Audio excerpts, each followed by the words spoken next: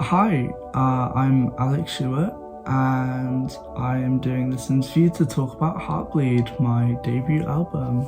Yay!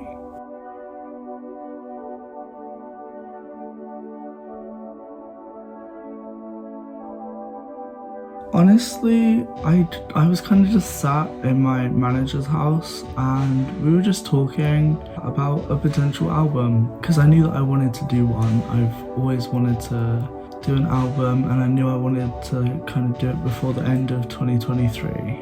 And we were brainstorming and I was like, what if we talk about love and kind of the bits of love and being in love that no one wants to talk about and likes to talk about, like the heartbreak, but also just the kind of stress that being in love can put on a person. So, we're thinking heart. I wanted it to have heart in the title. So we had like heartbreak, heartbroken, and I was like, kind of wanted it to have more of a reaction. I wanted it to be more powerful because to me it's like very deep emotion that we're talking about in that album. I was like, what if it was like Heartbleed? We were just talking and Heartbleed kind of popped up and it instantly clicked for us. We were like, yes, this is what the album's gonna be called. Honestly, the creative process is kind of a complete mess. I tend to just sit down with my laptop. I'll listen to some music, listen to what's in the charts, listen to my own favourite songs in my Spotify playlist. It might be like a melody, it might be a lyric, or just like a general vibe that I hear. And I kind of think, hey, what if I took that and made it my own? So then I'll open Logic and put in some like basic stuff, maybe like song lyrics, and see if anything kind of clicks inside of me and it's like, oh yes, this would make a good song.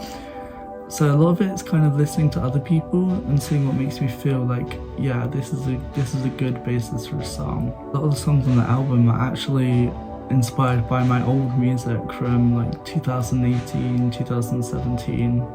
I was listening to my old SoundCloud. I was kind of transported back to those emotions that I was feeling and really feeling that in the words that I was writing at the time, and that kind of inspired a lot of the songs on the album.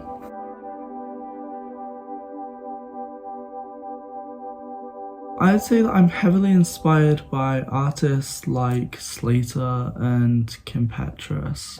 I definitely wanted it to kind of feel poppy. Pop and synthwave are kind of my two main genres that I like to go to, and I definitely wanted this to be a pop album because, ever since I knew that I wanted to do music, I knew that I wanted to be like a pop princess, and so it's important that it was a pop album.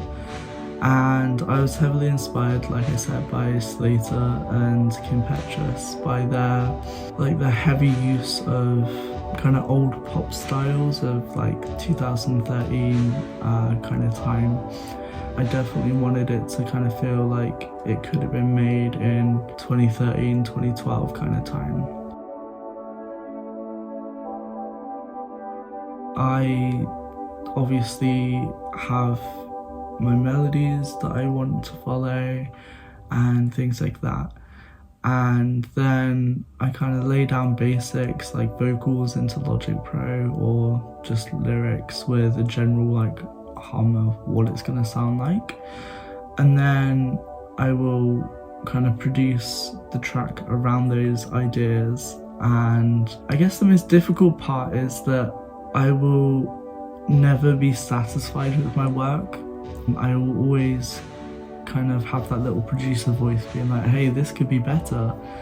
And I know that I don't quite have the capacity to make it sound better. A lot of the struggle, especially with this album, was having a very clear idea of what I wanted the finished project to be like, and then having to work like super hard and stretch my abilities to try and achieve that sound. When I started this, I barely knew like anything that I know now.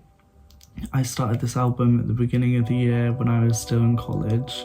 Honestly, I'm kind of have stretched my capacities as a producer and as a vocalist on this album to try and perfect it and make it as close to perfect as I possibly could. The visuals, okay, the cover for the album, I went into a meeting and we talked about kind of the visuals of the album and what we wanted that to be. And I made like a storyboard, and kind of the main one that was leaping out to me was the album of Katy Perry's Teenage Dream. I loved like the kind of ethereal pink cloud vibe, so I definitely wanted it to feel like that. And I also wanted it to feel like the album covers that I looked at when I was younger, with bright colours and very pink, very like neon. And I was like, oh okay, what if it's like a heart that's floating in the clouds and it's kind of spraying out goo. And I don't know where that came from, it just kind of popped into my mind and I've not been able to kind of put it down until I settled on that album cover. Honestly, I love it. It's like one of my favourite visuals that I've done so far.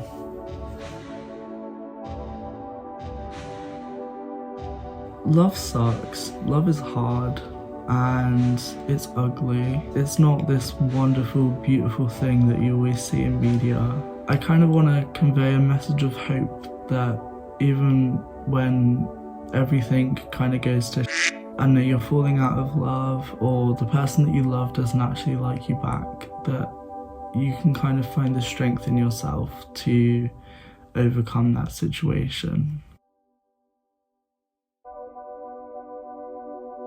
To be honest, I'll Be Alright is my favourite track like I've ever made, ever.